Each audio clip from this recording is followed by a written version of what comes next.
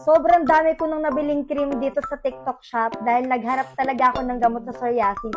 So guys, ngayon ilang taon na ako? 27 na ako nung nalaman ko na may psoriasis pala ako.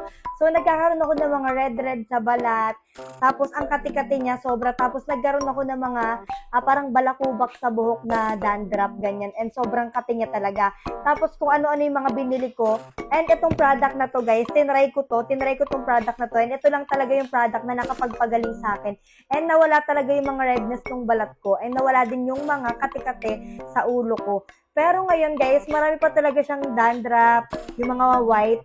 Hindi pa talaga siya natatanggal, pero nawawala yung kati niya. And nawala din yung redness niya.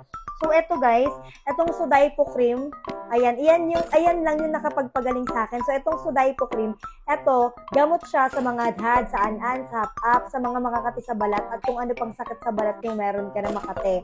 So, ipapahid mo lang to, meron siyang cooling effect. Talagang mawawala yung mga kati-kati mo sa balat. Guys, yung kati talaga na nararamdaman ko, sobra siya. Tapos, kapag kumakamot ako ng ganyan, or kahit hindi ako kumakamot, lumalaglag yung mga parang dandruff na white. So, kung may psoriasis ka, alam mo siguro yung sinasabi ko. So, eto guys, sobrang dami ng fake na ganito.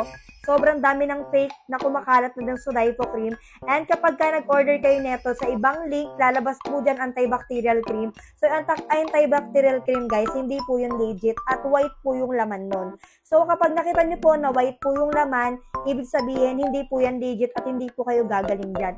So, ito po yung legit. Kulay pink po yung laman niya. Ayan, kung makikita nyo, kulay pink. And sobrang dali lang niya gamitin dahil ipapahid mo lang siya sa mga affected part tulad yan. Halimbawa, sa makating ulo ko, ayan, ipapahid ko yan dyan. Ipapahid ko lang siya dyan. Tapos guys, mawawala na yung kate na nararamdaman ko.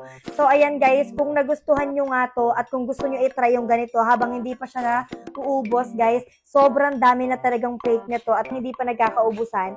Dyan kayo sa Yellow Basket ko bumili dahil yan talaga yung legit na link. So ilalagay ko dyan yung link, go na.